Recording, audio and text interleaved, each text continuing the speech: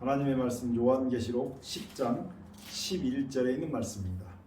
저가 내게 말하기를 내가 많은 백성과 나라와 방언과 임금에게 다시 예언하여야 하리라 하더라. 아멘.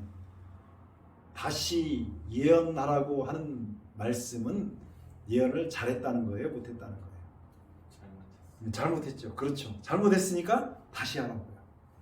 그런데 여기서 나오는 예언이 토정비결인 예언 그거 하라고 그거 관심 있을까요? 성경에서?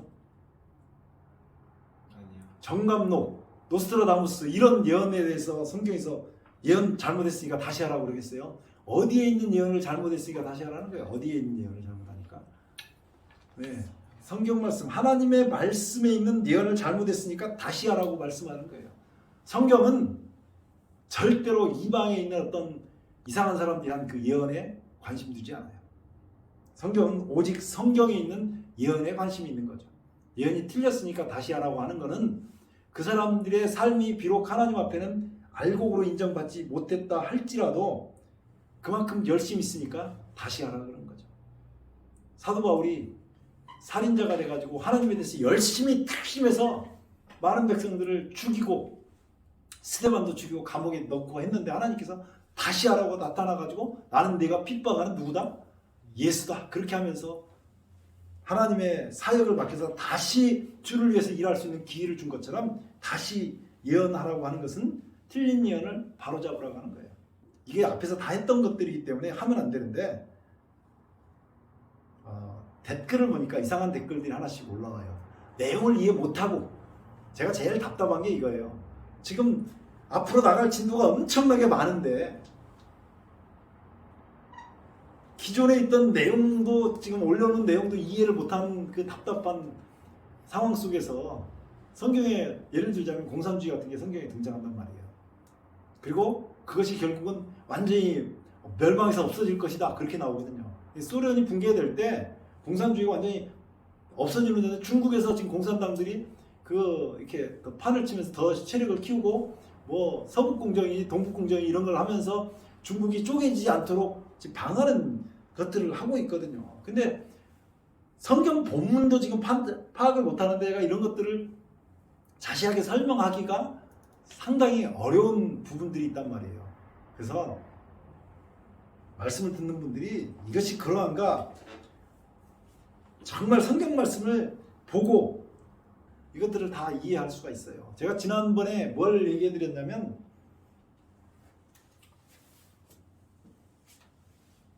여기가 BC 457년이었잖아요. 그리고 여기서부터 길게 여기가 1844년이 나왔어요. 그 다음에 여기에 AD 27년에 예수님께서 침례를 받으시고 AD 31년에 예수님께서 십자가에 죽으셨어요. 여기선 십자가에 죽으셨고 31년 1월 14일 유대력이에요. 그리고 AD 70년에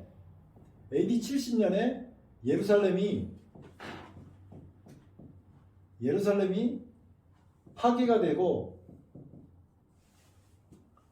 2300주야에 대해서 얘기했어요.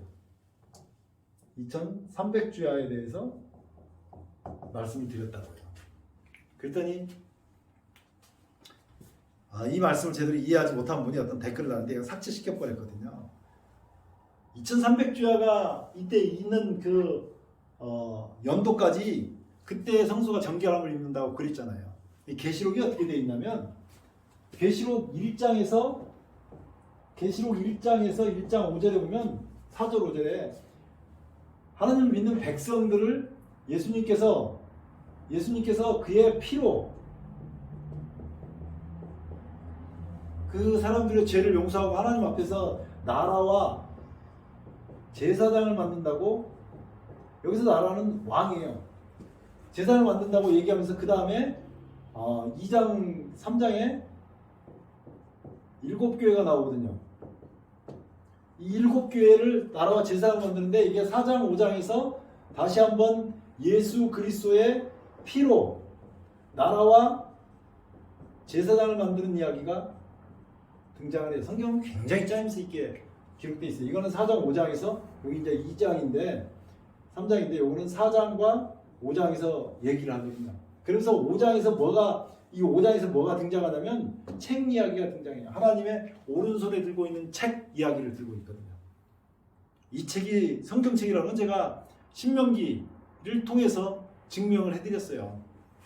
이게 왜 성경책입니까? 그러면 성경책이 아닌 증거를 갖고 와서 이래서 성경책이 아닌다고 성경으로 완벽하게 증명을 했는데 제가 앞에서 이걸 이미 다 증명을 해드렸어요. 이건 성경책이고요. 아까 지금 다시 예언하여야 하리라 할 때도 성경에 있는 한 책 때문에 문제가 됐다 그랬잖아요. 이건 이제 책이 나오는데 이 책을 아무도 못 떼는데 누가 이 책을 떼냐면 어린 양이 뗍니다. 자, 이 책을 어린 양이 떼요. 이 책을 어린 양이 떼시는데 어린 양이 떼면서 그 다음에 6장에서 일곱 인이 나오고 7장에서 14만 4천인이 인침을 받는 사건이 나와요. 인침을 받는 사건이 나와요. 7장이고 8장 1절에서 일곱 번째 인이 나온다고요. 그런가 하면 8장 2절에서부터 일곱 나팔이 나오는데 이 일곱 나팔이 나오는 중에 지금 방금 읽었던 10장에서 뭐가 나오냐면 작은 책 얘기가 나와요. 작은 책. 그러니까 여기서부터 지금 책으로 시작됐던 이야기가 책으로 오는 거예요. 그러면서 여기서 뭐라고 얘기하냐면 다시 예언하라고요. 여기 나오죠? 자, 다시 예언하라고. 다시 예언하라고 할 때는 여기 책 한 권만 가지고 여기 작은 책이 무슨 책이겠어요? 이 작은 책이 성경책인데 성경책 중에 뭐라고? 지난번에 무슨 책 몇 장 몇 절에 있는 것 때문에 나왔다고 말씀했잖아요. 다니엘서 다시 예언하라고 할 때 다니엘서 8장 13절에서부터 14절에 있는 2300주야 이야기 나왔죠. 무슨 책이에요? 이 책이? 다시 작은 책이? 다니엘서예요. 이렇게 나오는 거예요. 이 책이 다니엘서인데 다시 예언하라고 했거든요. 그럼 다시 예언하라고 하면 다니엘서 가지고 예언하라고 그랬어요. 여기 있던 본래 가지고 있던 요 책 갖고 하라고 그랬어요. 다니엘서 갖고 다시 하라고 그래요? 다니엘서 가지고 성경책이니까 다니엘서 가지고 틀렸기 때문에 성경책 전체를 가지고 다시 예언하라고요. 성경책 전체에서는 누가 나와요? 어린 양만 책을 뗄 수 있듯이 어린 양에 관해서 예수님에 관해서 이야기를 해야 되는데 작은 책 가지고 예수님 오시는 날짜를 갖다가 그러잖아요. 근데 여기 보면 7교회가 나오잖아요. 7교회. 7교회 안에는 교회 안에는 반드시 요 7인처럼 예수님께서 7을 집결되시게 알고 있는가 하면 7 나팔에서 나온 것처럼 이 가라지가 있어요. 여기는 백이라면 여기는 흙이죠. 흙. 성경은 백과 흙으로 나눠졌을 때 백과 흙으로 이렇게 나눠지는 이 두 갈래 속에서 여기는 백에 속한 사람들은 뭘 받았어요? 하나님의 그 인침을 받아서 14만 4천인이 하나님의 일을 받는 역사가 나오는 거예요. 근데 여기 다시 예언하라고 그랬잖아요. 그럼 다시 예언하라고 하는 그 내용이 어디에 나오냐면 11장 1절에 나오는 거예요. 11장 1절 봐보세요. 계시록 11장 1절. 또 내게 지팡이 같은 갈대를 주며 말하기를 일어나서 하나님의 성전과 제단과 그 안에서 경배하는 자들을 청량하되다. 성전 안에 있는 그 사람들을 뭐라고 불러요? 경배하는 자. 그러니까 저를 봐보세요. 우리가 지금 전에 나와서 하나님 성전에 나와서 예배를 드리잖아요. 그럼 이렇게 모여서 예배를 드리는 사람들이 있는 곳을 뭐라고 얘기해요? 교회. 그렇죠. 교회죠. 성전 안에서 하나님께 경배하는 사람들이 있는 곳이 교회예요.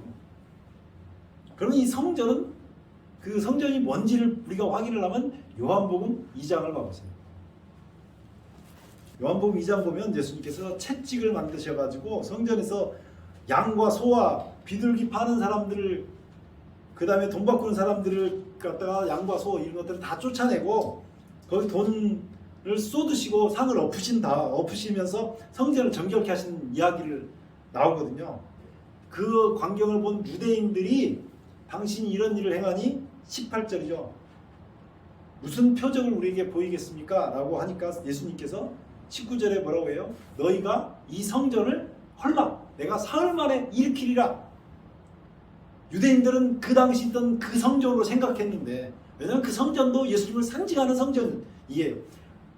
그러니까 예수님을 상징하는 성전인데 지금 우리가 성전 안에 있는 사람들 얘기를 했잖아요.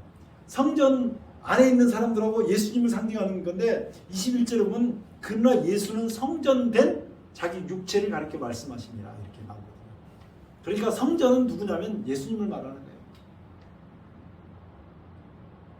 22절에 죽은 자 가운데서 이 죽은 자가 십자가잖아요. 살아나신 후에야 살아나심이 부활이잖아요. 십자가 부활로 성전이 이루어졌다 그 말이에요. 다시 얘기하면 예수님은 우리의 구주가 되시는데 그 우리의 성전도 되고 우리 교회의 머리가 되신다고 그러잖아요. 그래 이렇게 보면 예수님으로 이루어진 성전에 우리가 예배드리고 있는 거다 이런 얘기를 하고 있는 거예요.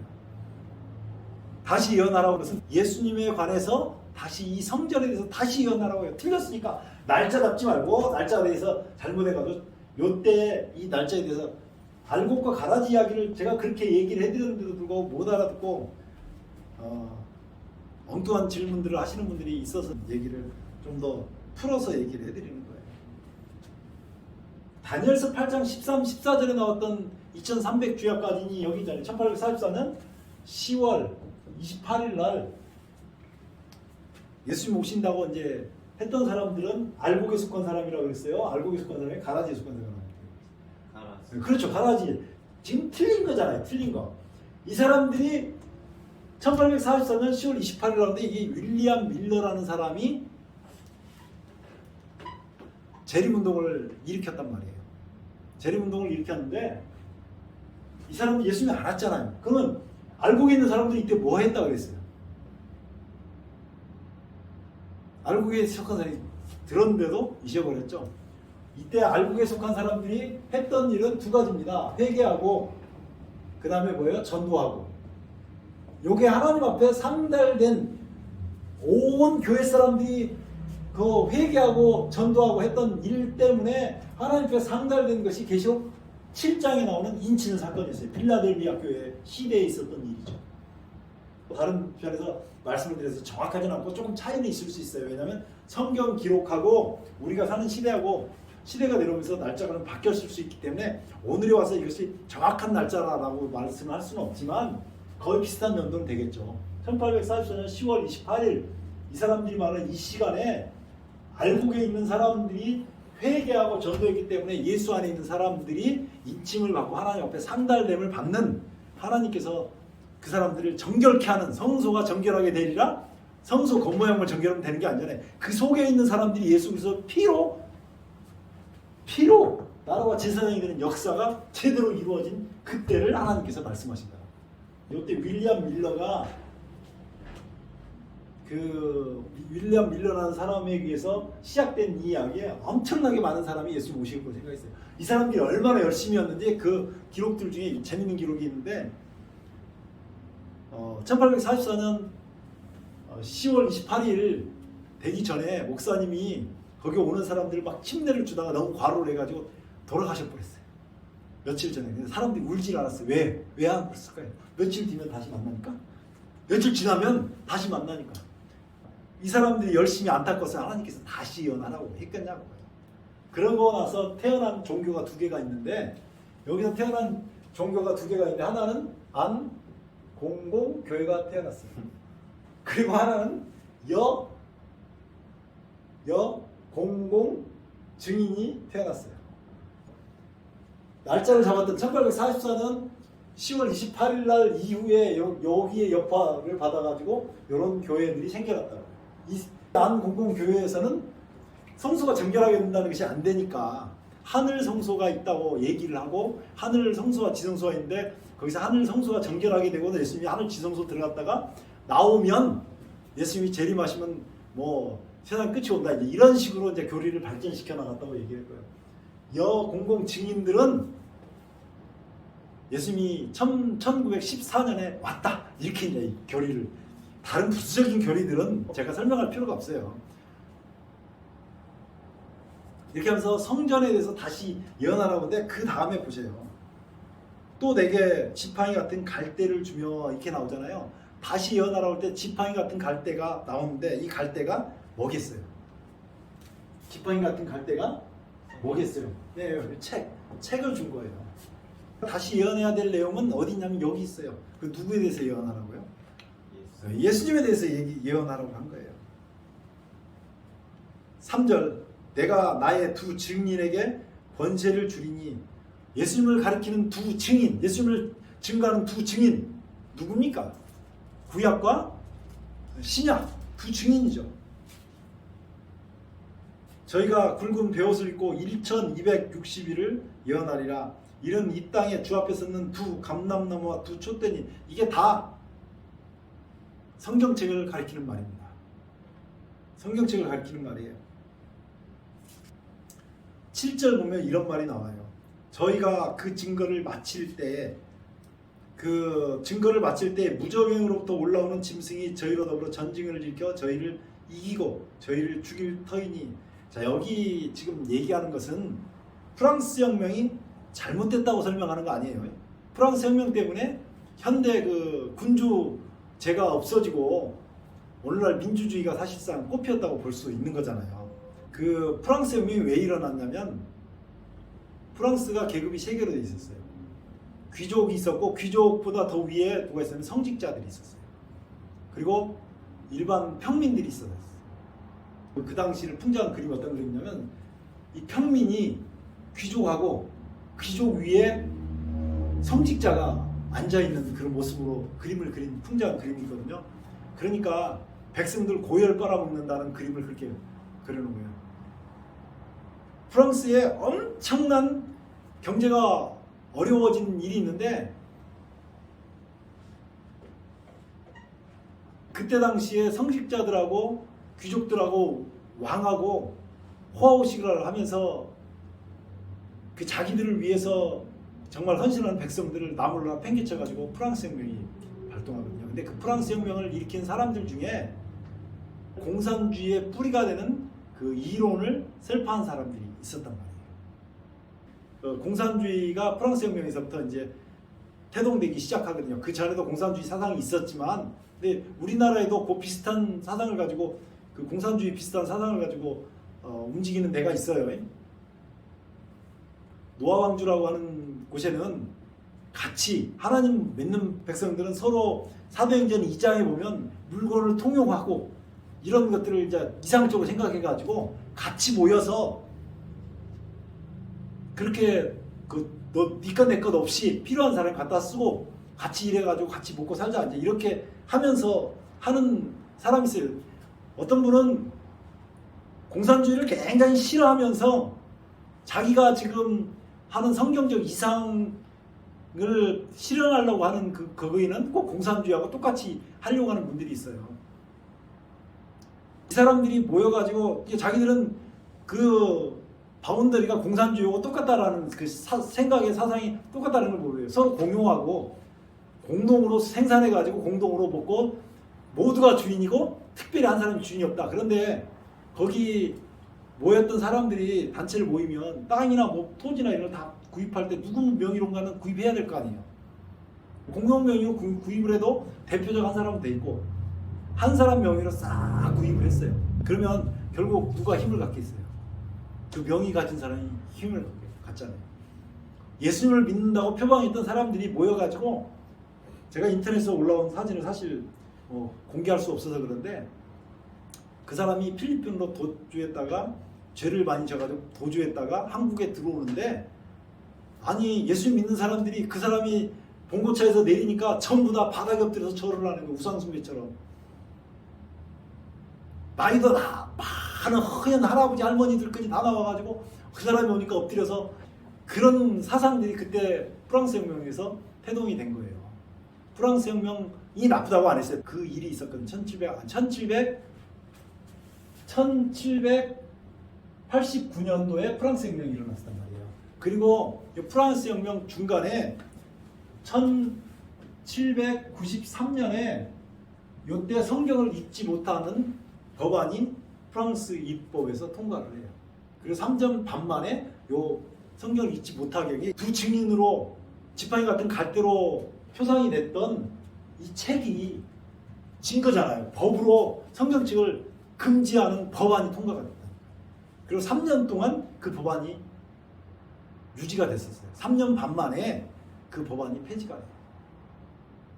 그리고 프랑스 혁명이 있는 다음에 인침을 받은 사건하고 날짜 예언해가지고 프랑스 혁명 이후에죠. 1844년 10월 28일 예수님 오신다는 그 역사가 있는 다음에 이 역사가 끝나고 나서 그 다음에 진리가 희미하게 됐잖아요. 여기에 속한 사람들은 이것을 무시하게, 예언을 무시하게 됐고, 여기에 속한 사람들은 복음을 잘 모르고 이러면서 세상의 마지막 시대를 들어서 가지고 지금까지 온 거예요. 그러니까 1800 제가 50년이라고 그랬죠. 1850년.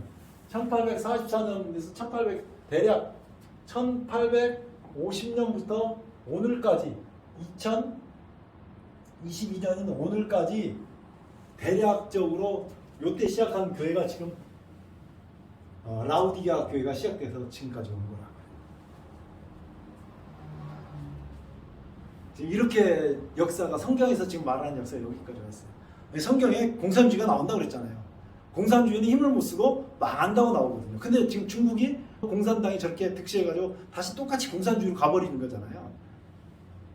저렇게 되면 중국이 주저앉을 수 있어요. 나라가 없어진다는 것은 아니고 상당히 주저앉아서 힘을 못 쓰는 순간이 온다고요. 지난 시간에 제가 양 이야기 했잖아요. 양 얘기 기억나시죠? 양하고 즐겁게 놀고 그렇게 했는데 포도를 한 박스를 훔쳐가지고 자기가 죽을 운명이 됐던 사람이 그 양을 자기 손으로 찔러 죽여야 되잖아요. 누구 죄 때문에? 내 죄 때문에. 죄의 무게가 얼마나 큰지를 이 소년이 느끼는 거죠. 내가 죽어야 될 자리에 양이 대신 죽고 이 소년이 나와가지고 얼마나 울었겠어요. 그런 일들이 있죠. 양을 키우던 유대 사람들이 자꾸 죄를 지어서 양을 갖다 제사를 지내는 그 과정 속에서 무덤덤해질 수 있지만 첫 번째 그 양을 자기 손으로 잡았을 때 얼마나 떨렸겠냐고요. 제가 닭을 잡아봤는데 닭을 잡을 때도 엄청나게 떨리는데 닭은 뭐 애완견처럼 그렇게 키우는 건 아니잖아요. 양은 그렇게 많이 사람들 쫙 따라다니면서 이렇게 한다니까요. 주인 음성을 듣고 따라오는 그 양을 자기가 찔러가지고 죽였을 때 그게 얼마나 이 죄의 무게가 속으로 느껴졌겠냐고요. 그러니까 다시 그 사람이 돌아가서 그런 죄를 짓고 사냐고요. 예를 들어서 포도에 대해서 또 욕심이 난다 그래도 또 자기가 죽여야 될 뭐가 생각나요? 양이 생각 못하는 거죠. 하물며 천지 만물을 창조하시고 우리를 만드신 창조주 하나님인 예수님이 십자가에 달려 죽으셨는데 죄를 짓고 살 수 있느냐고요. 그런데 우리가 어째요?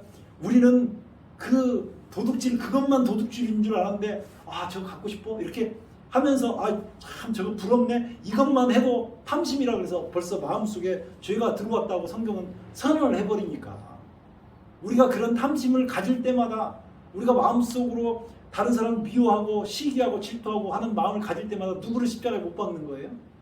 예수님을 십자가에 못 박는 거잖아요. 근데 우리가 그것을 해결할 길이 없다니까요. 없어요. 2300주야까지 그때야 성소가 정결함을 입으리라 그러잖아요. 그러면 그때야 성소가 정결함을 입는데 이 사람들이 정결함을 입었던 비결이 뭐였어요? 회개하다 보니까 전도는 성령 하나님께서 전도는 시켜주신 거예요. 전도는 회개하다 보니까 그것이 하나님 앞에 상달된 거잖아요. 거기에 성령께서 역사하시니까 전도의 물결이 확 일어나는 거죠. 오늘 우리가 그러면 정말 이 죄에 대해서 어쩔 수 없잖아요. 우리가 마음속으로 쓱 지나가는데 순간적으로도 미워할 수 있고 다른 사람은 몰라도 옆에 있는 사람은 몰라도 제가 속으로 아 문제를 왜 저렇게 해? 이렇게 한단 말이에요. 그러면 그게 누구를 죽이는 죄가 있는 거냐면 예수님을 죽이는 죄가 있는 거잖아요. 그러니까 뭐 해야 된다고요? 나는 죽을 수밖에 없는 죄인이고 죄에 빠져서 살 수밖에 없는 죄인이고 주님 나를 불쌍히 여겨 주옵소서. 그게 오늘 2300주야를 공부하면서 우리가 배워야 될 성소가 정결함을 입는다는 것. 이 지금 성소는 본래 예수님인데 예수님 안에서 신앙생활하는 우리가 정결하게 돼야 성소가 정결함을 입는 거고, 예수님께서 우리를 위해서 십자가에 피를 흘려서 나라와 세상으로 만든다고 이거 한 얘기가 우리가 회개할 때만 그것이 가능한 거예요. 성경 한 장만 더 보겠습니다. 누가복음 24장 44절에 있는 말씀입니다. 또 이르시되 내가 너희와 함께 있을 때에 너희에게 말한 바 모세의 율법과 선지자의 글과 시편에 이렇게 나오잖아요. 이게 무슨 뭐예요? 성경책이에요. 네, 구약 성경이죠. 성경책이에요. 책. 나를 가리켜 기록된 모든 것이 이루어져야 하리라 한 말이 이것이라 하시고, 그러니까 성경책은 누구에 관해서 증거하는 거예요? 예수님에 관한 거예요. 우리는 성경책에서 누구를 봐야 되냐면 예수님을 봐야 돼요. 예수님을 볼수록 회개가 더 크게 이루어진다니까요. 성경을 읽으면서 계속 봐야 돼요. 45절 다시 보세요. 그 앞을 어떻게 설명했는지.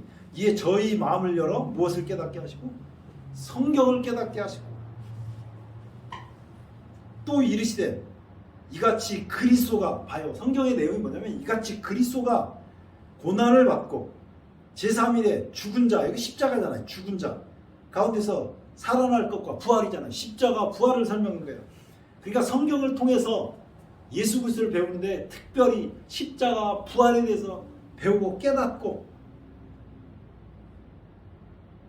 47절 또 그 이름으로 죄사함을 얻게 하는 회개가 뭐가요? 죄사함을 얻게 하는 회개가, 지금 회개 얘기했잖아요. 회개. 이게 지금 우리에게 이루어져야 될 지금 현재 일이 뭐냐면 주님 앞에 회개하는 거예요. 근데 회개가 내가 회개하려고 울고 불고 하려고 해도 그렇게 하는 회개가 아니고, 성경 말씀을 읽으면서 예수님을 발견하면 회개가 내 속에서 저절로 일어난다.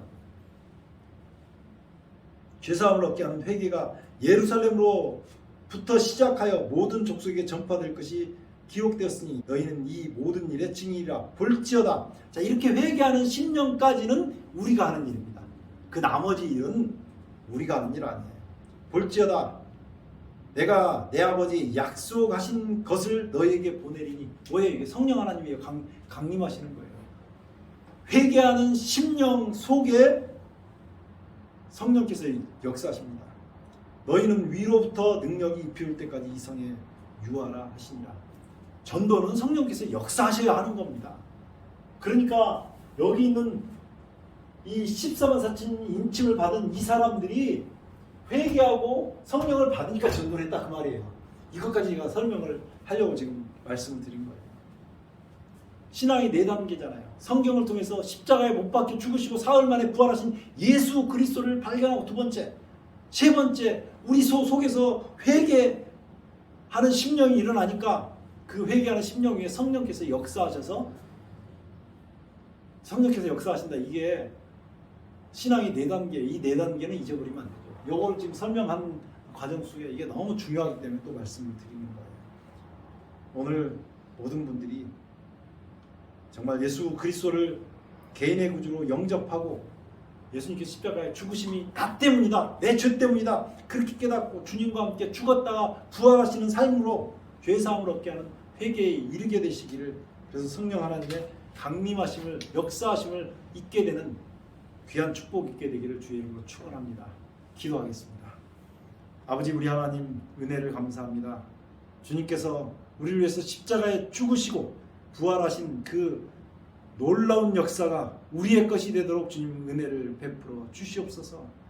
우리 속에 진정으로 회개하는 심령이 일어나게 하시고 주님을 바라보고 살게 하시며, 성령 하나님 역사하셔서 우리를 변화시키시고 복음을 세상 끝까지 증거될 수 있도록 주님 은혜를 베풀어 주시옵소서.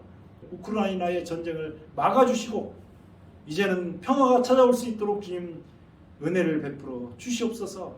코로나로 힘든 여정을 사는 모든 사람들에게 주님의 은혜가 함께해 주시옵소서. 예수님 이름으로 간절히 기도드리옵나이다.